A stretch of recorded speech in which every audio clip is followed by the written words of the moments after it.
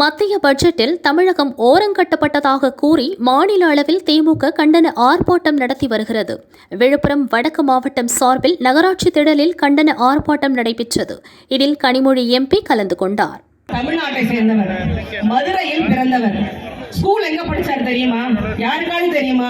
இதே விழுப்புரத்துல sacred heart convent ஸ்கூல்ல தான் அவரோட ஸ்கூலிங் பிரைமரி எஜுகேஷன் இதே விழுப்புரம் தொகுதியில தான் அவர் படிச்சவர்.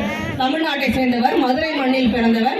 அதுக்கப்புறம் காலேஜ் திருச்சியில அதுவும் கிடையாது. மொத்தமா பட்டணமும் பறக்க போட்ட கதையில தான் நமக்கு தமிழ்நாட்டை பண்ணிருக்காங்க. அதை எதிர்த்து தான் இன்னைக்கு நம்ம மாநில தழுவிய நம்மளுடைய கண்டன ஆர்ப்பாட்டங்கள் நடத்தப்பட்டு கொண்டிருக்கிறது.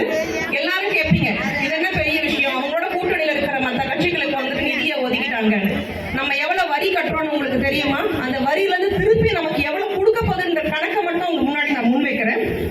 ஒவ்வொரு 100 ரூபாய் வரி வசூலுக்கும் தமிழ்நாட்டில் நமக்கு திருப்பி கொடுக்கப்படுறதாக 2018-19 ஆண்டு நம்ம 100 ரூபாய் வரி கட்டினோம்னா நமக்கு 27 ரூபாய் தான் திருப்பி கொடுத்திருக்கு மத்திய அரசாங்கம்.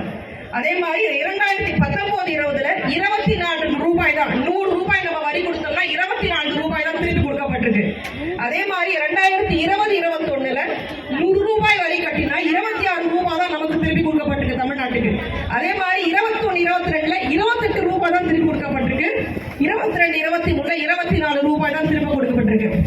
அதே பாஜக ஆளுகின்ற உத்தரப்பிரதேசத்துக்கு 5 ஆண்டு காலத்துல எவ்வளவு வரி வசூலிக்கப்பட்டு தெரியுமா? 3,41,000 கோடி. அதுல அவங்களுக்கு கொடுத்திருக்க நிதி வசூலிக்கப்பட்டது 3,41,000 கோடி. ஆனா கொடுக்கப்பட்டிருக்கிறது 6,91,000 கோடி. அதோட இரட்டிப்பாக உத்தரப்பிரதேச மாநிலத்துக்கு, ஏன்னா அது பாஜக ஆளுகின்ற அரசாங்கம் என்ற தொட்டு அவங்களுக்கு கொடுக்கப்பட்டிருக்கு. கிட்டத்தட்ட ஒரு 100 ரூபாய்க்கு 220 ரூபாய் அவங்களுக்கு திருப்பி கொடுக்கப்பட்டிருக்குன்றதுதான் இன்றைய உண்மை. அப்ப நம்மளாம் எங்க சொல்ல போயிட்டோம்? நம்ம இவ்வளவு 100 ரூபாய் நம்மளுடைய முத்தமிழர் டாக்டர் கலை பிரிட்டிஷ் காலகட்டத்தில் கூட இவ்வளவு மோசமா இல்லைங்க. பிரிட்டிஷ்காரன் திருநான்னா அவன் நம்ம சொந்த நாட்டுக்காரன் கிடையாது. நம்மளுடைய சொத்தை எடுத்துட்டு அவங்க கண்ட்ரியில வச்சான். அதை விட மோசமா நம்ம சொந்த நாட்டுக்காரனே நம்ம கிட்ட திருடிட்டு இருக்கிறது தான் இன்றைய மத்திய பட்ஜெட் என்றதை உங்களுக்கு புரிய வைப்பதற்காக தான் இப்படி ஒரு மாபெரும் கண்டன ஆர்ப்பாட்டம் அரேஞ்ச் செய்யப்பட்டிருக்கிறது.